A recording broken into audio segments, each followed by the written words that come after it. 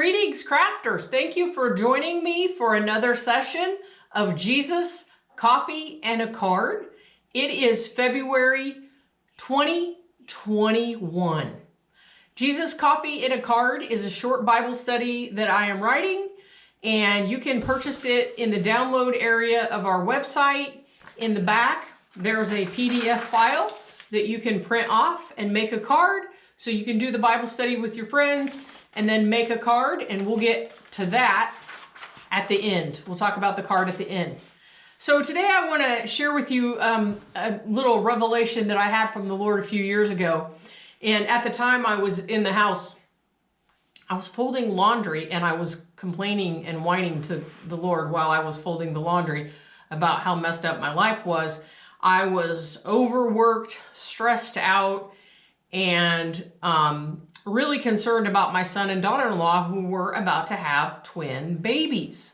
And the issue was that my son and daughter-in-law had a 3-year-old and an 18-month-old, and then twins on the way. So I was very concerned about the health of my daughter-in-law, was concerned about my babies coming, the grandbabies coming, and just really complaining to the Lord about my worry over it. I was worrying.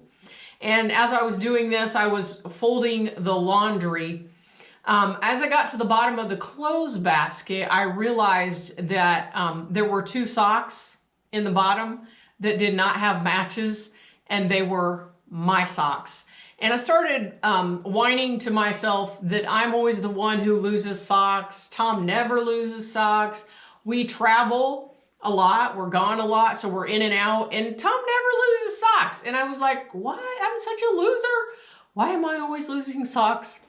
So I finished up the laundry, went to put it in the closet, came back to pick up the clothes basket and take it back to the laundry room. And when I did, I saw a rag in the bottom of the clothes basket. So I grabbed the rag to fold it so I could put it away, and when I pulled the rag out of the basket, there underneath the rag were the 2 socks that I needed to complete the sets. They were there the entire time. I just hadn't gotten to the bottom of the basket to find them. That's when I heard the Lord said to me, don't get upset about situations that aren't over. You don't know the end of the story. Trust me. There's an interesting story in the Bible about a woman who was faced with huge obstacles, and despite all of the circumstances and the situations, God blessed her. The Bible tells us that because of her faith, she and her entire family were saved from annihilation. Her name's Rahab, and you can find her story in Joshua 2. Rahab is living in a city called Jericho. The Bible tells us that the Israelites were moving across the land, and they were reclaiming the land that the Lord had given them as an inheritance. This means they were overtaking cities and capturing them. The Israelites were camped outside of Jericho. This is the city that Rahab lived in, and they were planning to take the city. The leader of the Israelites, named Joshua, picks 2 men from the tribe to go out and go into the city as spies to spy out the land. These 2 spies end up at Rahab's house. Perhaps they hid at her house because strange men coming and going would not have been odd, because Rahab was a prostitute. Rahab is a single woman working as a prostitute, living in a city that is about to be destroyed. Rahab's life must have felt totally out of control. She must have been filled with fear and frustration, disappointment, shame, discouragement. Let's face it, Rahab's problems are a whole lot worse than a family situation, some stress from work, and 2 socks without a match. Rahab hid the spies on her roof. In an incredible act of faith, she asked to be saved and she asked for her whole family to be saved. Somehow, in the midst of the chaos of her life, Rahab realized that God was blessing the Israelites. She states in Joshua 2:11, "The Lord your God is God in heaven above and earth below." She recognized God in the middle of a battle. She wanted to be on God's side. She was willing to risk everything she had in hopes of being connected with the one true God. The spies agree that if she helps them escape, that they will make sure that she and her entire family are saved. Days later, the Israelites would surround the entire city of Jericho and capture that city. The spies kept their word, and Rahab and her entire family are saved. Later, we read in the New Testament about the lineage of Jesus. Matthew writes in Matthew 1:5 about the lineage of Jesus, and right there in Matthew, there's a long list of men listing the lineage of Jesus, and there are 5 women included in that list. Rahab is one of the 5 women listed in the lineage of Jesus. Her name is right there with Boaz and Salmon. That is an amazing thing. Rahab's faith put her in a situation that God used so powerfully that she wound up being in the lineage of Jesus Christ himself. And that isn't the end.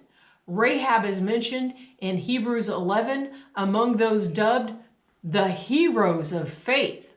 Her name is beside the names of Abraham and Moses. How does a woman who has made so many mistakes end up so blessed? She looked to God in the middle of a giant battle and had the faith to believe that her current situation was not over.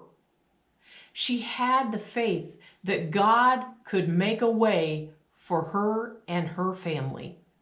The gentle reminder from God to me that day when I was folding the laundry was pretty simple. My story's not over. God's still working. What if Rahab would have given up in the middle of her situation? What if she had listened to the voices of fear and revealed that the spies were actually in her house and she was hiding them? She would have lost all the promises that God had for her. God's message to me that day when I was folding the laundry and whining was, I'm not finished. God was challenging me, hold on to my faith and trust that He had a plan and it would be good. The results would come much later with 2 healthy grandchildren, and they would enter our family, and we would be blessed beyond measure at the goodness that God gave us. The Bible tells us in Philippians 1:6, being confident of this, that He who has began a good work in you will carry it to completion until the day of Jesus Christ. Philippians 1:6. Today, think about the things in your life that aren't finished. Perhaps there are plans or situations in your life that you're worried or concerned about. Perhaps there's leftover stuff from 2020. Remember Rahab and the faith she had.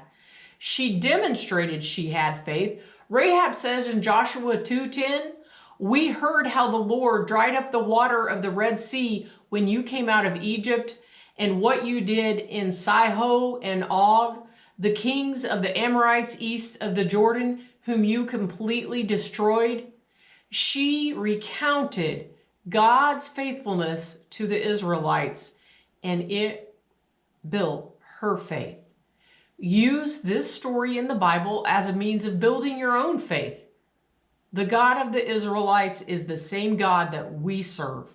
He cares about us and our everyday life, just like he cared about the Israelites all those years ago.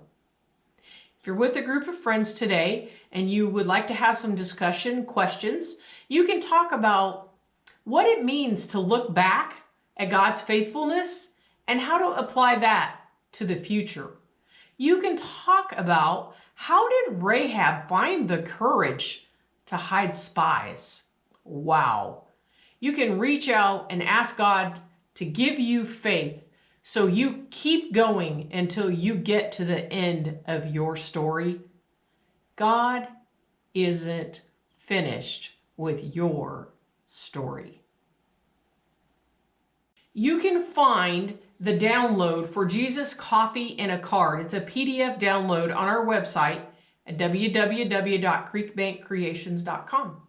You'll find the written instructions, some suggestions on how to decorate the card, and a PDF file that you can print off and download. You can make a card with your friends, or you can make it by yourself if you don't have a group of ladies to get with, and decorate the card. So the idea is here that you have fun and get together with your friends and do a fun little project here. Now our card today says, I love you loads. And you can see I printed it off and colored it. And I did take my X-Acto knife and cut around that opening in the washer and left a little part attached so that it opens and closes.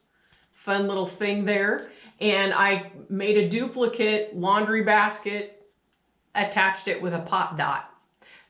If you want to add an extra little pop or dimension to your card, if you look there, you can see I added some detail with a white Uniball pen. So I printed off the download. I die cut them with the stitched rectangle. If you don't have a stitched rectangle die, we do have those on our website. If you don't want to purchase one, you can just cut it with your paper cutter. So this is just a fun, simple card to do. And you can find the PDF download on our website, Jesus Coffee in a Card for February 2021. Now, every month we do a bundle special and a live event on Tuesday night. So every Tuesday night at 7:30 Eastern Time, we do a live event, we do a card, and with that we have a bundle, and every month the bundle changes. So for the month of February, we're really excited about typewriter cards. We are going to be making typewriter cards. If you order the bundle from us for the products to make the typewriter cards, you will find in the back Jesus Coffee in a Card. So if you order the bundle, you will get the Jesus Coffee in a Card free. And this month, February, we will be making typewriter cards. These are pop-up cards, and I will be teaching how to make these cards. And what's fun is you can decorate it all different kinds of ways. So many fun things. So I hope you can join us on Tuesday night for the lives. In the month of February, we will be making the typewriter cards. And I hope you get the Word of God inside your heart and you keep going, because God says He isn't finished with your story.